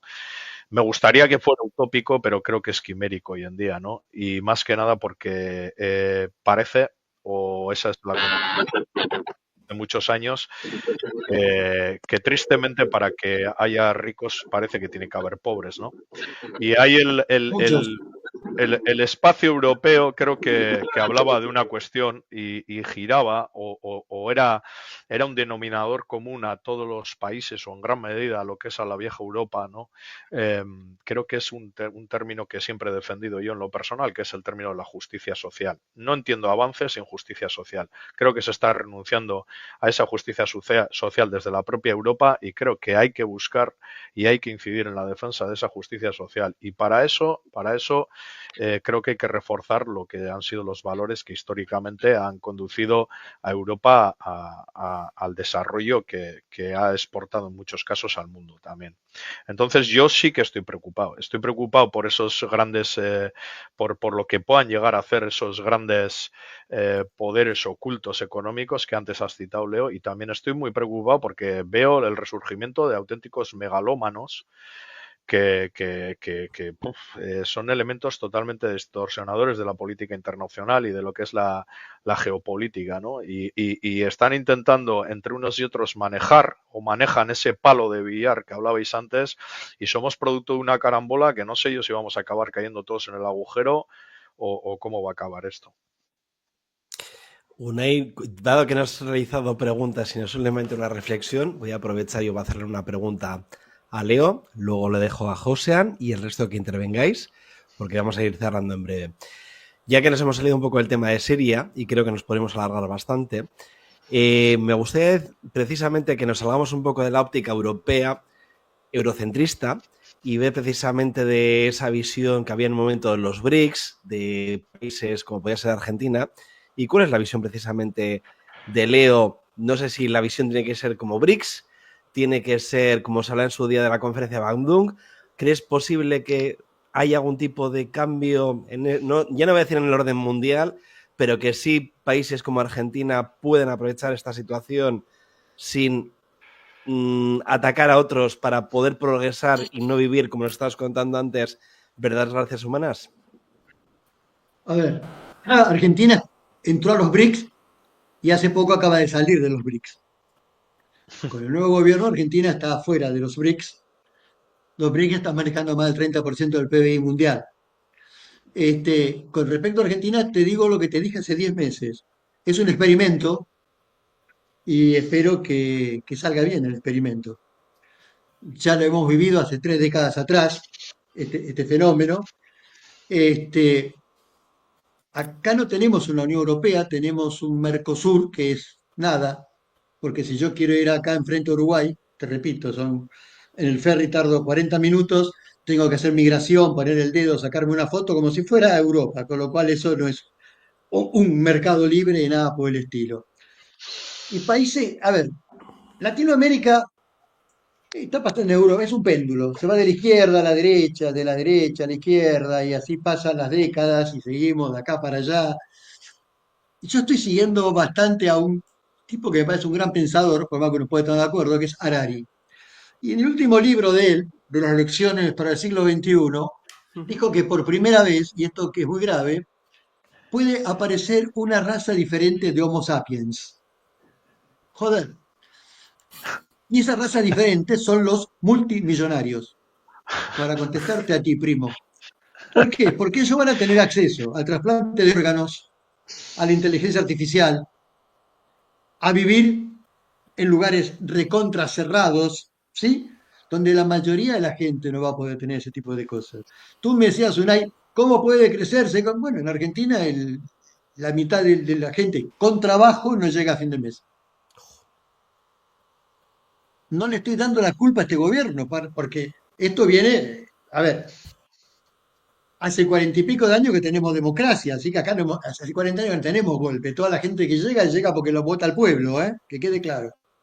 No es como en la época del 60, 70, que nos llamaban long play, 33 revoluciones por minuto, así nos llamaban los chilenos, para que tengas una idea. Pero por eso te digo, ¿qué está sucediendo? Tú sabes perfectamente que el 2% de la población mundial tiene el 60% del PBI mundial. El PIB, sí. Pasó antes, la persona más rica de la humanidad se llamó Mansa Musa. Vivió en el siglo XIII. Era un señor que vivía en Mali y cuando hizo su peregrinación a la Meca fue repartiendo 55 camellos cargados de oro por todo su camino. Cuando llegó al Cairo, repartió tanto oro que los cairotas en ese momento no podían creer. Se calcula, se hizo el estudio, la comparación Elon Musk, Mansa Musa en este momento sería Mansa Musa 4 veces Elon Musk. No me lo imagino a Elon Musk recorriendo Latinoamérica o el mundo repartiendo billetes de dólares por todos lados. Por eso te digo, Es hay que una gran creó una diferencia. crisis económica en el país de Egipto. Eso Con te iba a unas decir. brutales. Te diría que Claro. devalúa el precio del oro y de la moneda si la reparte. Eso es lo que te diría. A ver, Es que el- provocó una crisis enorme haciendo eso. como la crisis que produjo cuando Saladín vence a los cruzados, porque hacía 40 grados de temperatura. Los cruzados también no habían estudiado meteorología, ¿no? Y fueron a atacar a Israel y toda esa zona en julio Con con cota de 45 malla. grados, con traje de Cota de malla y malla. con, Sí. claro, que pesaban 28 kilos. Salieron corriendo en calzoncillos y dejaron tanto metal, tanto hierro, que después lo fundieron y bajó el precio, fue la mayor inflación de que tuvo el metal en la historia de la humanidad. Ese tipo de cosas hoy no suenan ridículas, pero pasaron en la humanidad. Cuidado ese tipo de cosas. La cruz que estaba en Santo Sepulcro es la que se fundió para hacer la media luna, y algunas campanas rusas también se fundieron para hacer estatuas de zares. Pero esto que dice Harari es sumamente preocupante. Es cierto. En este momento, si tú tienes un Parkinson, en Londres y en New York, hay 2 operaciones que te ponen un microchip y prácticamente te nivelan totalmente el Parkinson. Sale $65.000 la intervención. ¿Cuánta gente con Parkinson puede llegar a ese nivel? Muy pocos. Pero esto pasa absolutamente con todo, queda claro, ¿no? Con lo cual, esto que plantea Ari. A ver, esto yo me acuerdo año 2009, estaba en Suecia y hablando en la universidad me decían, bueno, pero ahora va a venir mucha gente de Latinoamérica porque nosotros suecos somos pocos y necesitamos mano de obra. Bueno, hoy los suecos no saben qué hacer para sacarse a los colombianos y a los venezolanos encima. Les quebraron el sistema. Porque en Suecia a partir de las 6 de la tarde tú no podías comprar alcohol. Hoy los colombianos hasta las 11 de la noche están caminando, ¿viste? Por Estocolmo, con la botella de vodka y la policía no sabe qué hace. Está pasando en otros lados también este tipo de cosas. Con lo cual, cuando McLuhan escribió La aldea global, que a todos nos pareció una maravilla, qué lindo, ¿no? La idea de Einstein, un mundo sin fronteras, no resultó. No resultó. A mí me encantaba ver estudiantes, yo estaba fascinado. Un mundo donde todos podamos movernos, esto. No. Y hay que buscarlo posiblemente en la antropología. El ser humano es esto, es prácticamente el único animal que se mata a sí mismo. Dos leones cuando se pelean, cuando uno muestra el cuello, es muy raro que el otro lo mate. Es muy raro, pasa en muy pocas razas. El ser humano, el Corán tiene un hadith que dice lo siguiente: no desembaraces al camello de su joroba, porque lo desembarazas de su condición de camello. Y posiblemente no desembaraces al ser humano de la capacidad destructora que tiene, porque lo desembarazas de su capacidad de ser humano.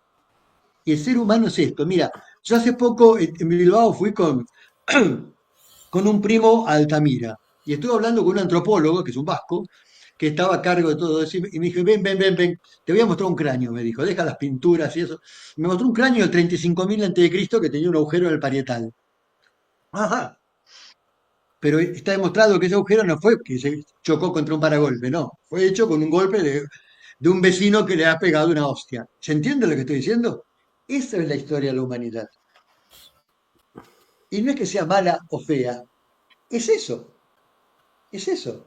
Esto como el Rey León cuando Mufasa le dice a su hijo Simba, los leones comemos antílope. Los antílopes comen pasto, y cuando los leones nos morimos, abonamos el pasto. Es un concepto circular de una creencia. Tenemos creencias. Y bueno, el ser humano es esto. La Pax Romana, ¿no? Que tanto se habló. Cuando uno se la pone a estudiar, y tú, Juan Carlos, que lo más que yo seguramente, en la Pax Romana hubo un montón de conflictos. Y se daban hostias por todos lados. No había misiles, por supuesto. Pero, a ver, pensemos un momento que, oiga, bueno, acá hubo paz durante un tiempo largo. Tuvimos guerra de 100 años, guerra de 200 años, pero paz de 200 años. Repito, en países budistas como Myanmar están masacrando a los Rohingyas, que los están tirando, porque no existe otra palabra, ¿no? A Bangladesh. Por eso te digo, en una de esas uno tenía. Yo pensé del COVID, es más, me hice una nota en un par de diarios, dije, yo estaba convencido, tú que hablabas del renacimiento, Juan Carlos, que después del COVID volvió un renacimiento igual que pasó después de 1348. Después de la peste negra, dijimos, a dejarnos de joder, que hay cosas peores, vamos a. Y no terminó el COVID y ya teníamos guerra por todos lados. Digo, joder, y es cierto eso, el ser humano es el único animal que tropieza 2 veces con la misma piedra, y si no tiene insomnio, si no, no para de tropezar con la misma piedra. Porque es una condición humana. Terrible. Bueno, Leonardo, déjame que te haga un pequeño inciso. Sí, vino el Renacimiento, pero el Renacimiento, época pacífica, pero no es ni muchísimo menos. Renace la cultura, pero está a limpia hostia, como muy bien dices, y es cuando se forjan los actuales estados. Pero vamos, sí. Por cierto, quería decirle al Tron, el Gel, perdona, Leonardo, viejo reino, el del viejo reino me ha hecho gracia. Viejos son los muebles, será el derogado reino. Ay, ay. El derogado reino. Bueno, lo hice por el reino de Navarra, que bueno, ya te podré los comentarios. Ya sabes, aquí cada uno con su pedrada. De todas formas, y ya por decir, yo cuando la revolución de los ayatolas tenía 8 años, que también me ha referenciado a mí, así que bueno, no soy tan viejo. Pero tu Aita y yo no, tu Aita y yo no. Mi Aita y tú no, teníais alguno más, pero bueno. Alguno más teníais el pelo menos blanco también. ¿Qué va a pasar en Siria, John? Lo hablaremos dentro de unos meses. En breve, menos de 10. A los 10 días de una revolución, esto es como decir, el hombre tenía un cáncer que tenía tomado 3/4 de pulmón, salió, está en quirófano. Y alguien te puede decir, se va a morir, o te va a decir, no, no, dentro de un mes está jugando en el Athletic. No sé. Por ahora está en terapia intensiva. Vamos a esperar un poquito a ver cómo reacciona este organismo, porque las sociedades son organismos, y veamos qué sucede. Repito, no en Siria. Esto es un impacto mundial. Primero en Cercano Oriente, alrededores, pero el impacto, ¿por qué? Porque están jugando potencias de todo el mundo. Trump Vamos fue a hacer... clarísimo, no me voy a meter en esos problemas. Y con respecto a Trump, que a mí no me cae muy simpático, pero tengo que reconocer que es el único presidente americano, lo digo despacito, único presidente americano que nunca tuvo una guerra. Es un negociador. Acuérdense cuando fue a Corea. Juan Carlos, Bueno, te Lo dejo acaban a de ti invitar. te dejo a ti para cerrar un poco la ronda. Le puedes responder a Leo y a ver si quieres hacer alguna reflexión final, pero me parece que esto tenemos que recuperarlo otro día. Sí, Juan Carlos. da para mucho. Hombre, yo ciertamente agradezco que haya sido una charla bien interesante, intercambiando puntos de vista. Simplemente voy a decir que eso no es verdad. Donald Trump no es ni de lejos ese idílico pacifista. Ya ha dicho Por que si puede supuesto, bombardear a Irán, con bombardeo de alfombra, por perfecto. supuesto. Ahí incluso dando la oportunidad para bombardear el ámbito nuclear, o lo que supone bombardear una central nuclear directamente. El hecho de que asesinara a Soleimani, sabía perfectamente, y no solamente el hecho de asesinar a Soleimani, sino también a todas las células, liderazgos de grupos proxies que podía tener Irán, y hemos visto luego que los tiene Hezbollah, Hamas, los hutíes, con lo cual eso no era meterse en camisas de 11 varas. También intentó, y Bolton, Bolton, el compañero de batallas con George Bush Jr., le intentó retirar la idea de que invadiera Venezuela para quitar al señor Maduro. Con lo cual, si se hubiera metido con el ejército de Estados Unidos en Venezuela como quería Donald Trump, ¿habría iniciado una guerra? Yo creo que también. El hecho de que pusiera la embajada, y además yo creo que estúpidamente, porque podrá ser un negociante, pero tenían unos países el consulado general en Jerusalén. Y él cambió el consulado general por la embajada en Por la Jerusalén, embajada, quitando uno por tal otro, cual. pudiendo haber tenido las dos cosas a la vez. Y eso no es meterse en una posible guerra, el decirle al mundo árabe, oye, me importa un carajo lo que penséis de Jerusalén y que tengáis una cierta idea de que pueda ser uno de los 3 lugares santos del Islam.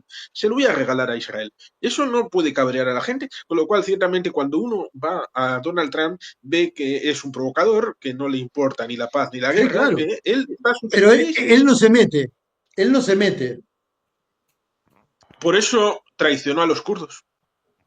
Obvio. Porque Claro. ciertamente Que ahora, por eso cierto, también. los turcos están bajo ataque también turco. Ahora mismo estoy leyendo ahora unas noticias que estoy viendo, me están llegando. O sea que.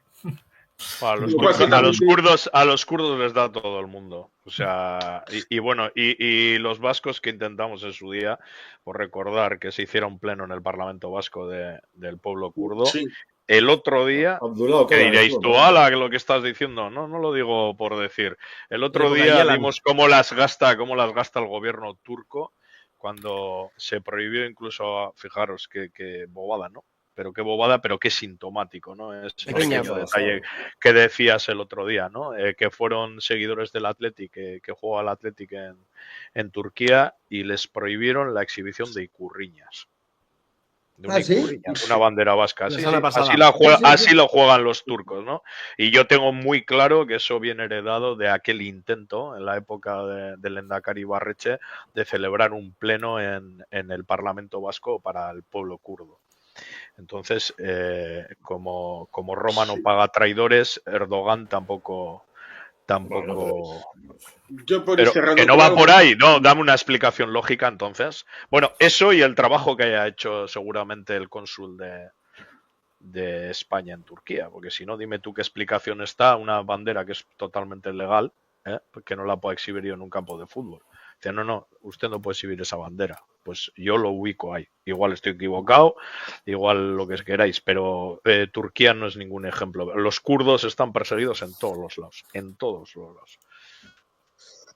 Yo por ir cerrando con algo, y que seguramente Leonardo podría confirmarlo o matizarlo, hemos visto al líder de HTS entrar en la mezquita Omeya de Damasco Y la gente dirá, religioso, ¿cuál quita? Está contaminando el laicismo y la posible libertad que pueda haber en un esquema de mente occidental. Pero si decimos que en la dictadura de Hafez y Bashar, de 54 años, han prohibido que el muecín llame a la mayoría suní para rezar libremente, entonces igual cambiamos la perspectiva y que ese hecho sea un hecho de libertad que luego tenga que combinarse con el hecho de que no se imponga una religión sobre otra.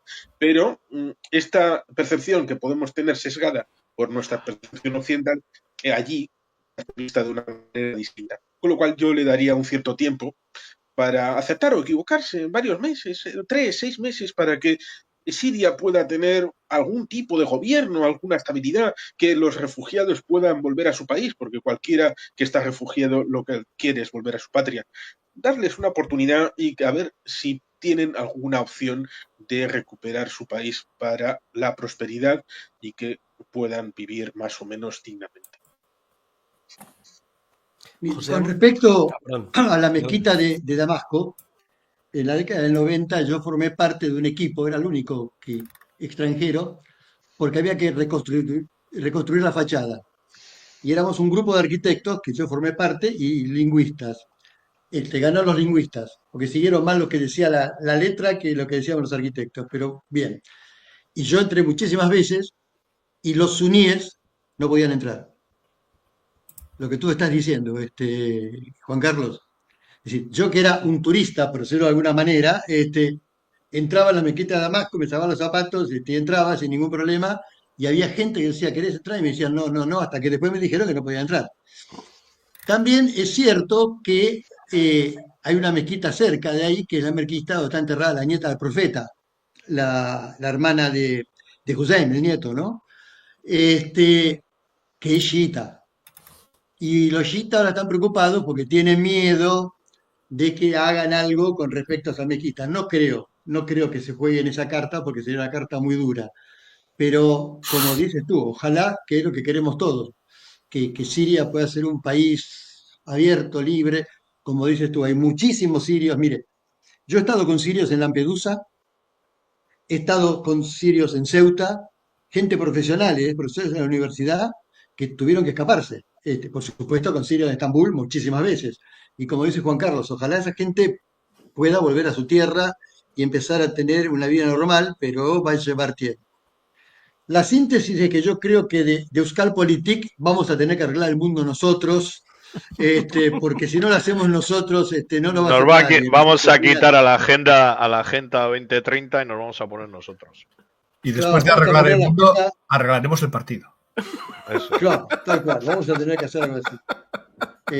En serio, para mí, de este lado del océano, un honor haber estado con ustedes. Me encantaría que lo hagamos muy seguido, porque, a ver, temas nos van a sobrar siempre. Claro. Un placer oírte. No, es un placer escucharlos a vosotros, y realmente muy contento de haber podido estar con ustedes. Y bueno, las preguntas también son excelentes que nos va haciendo toda la gente.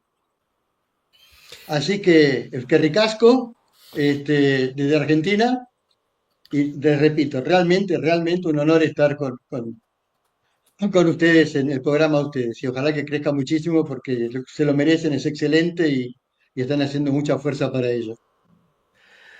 Como siempre, agradecerte tu presencia. Esperamos que no pasen tanto como 10 meses.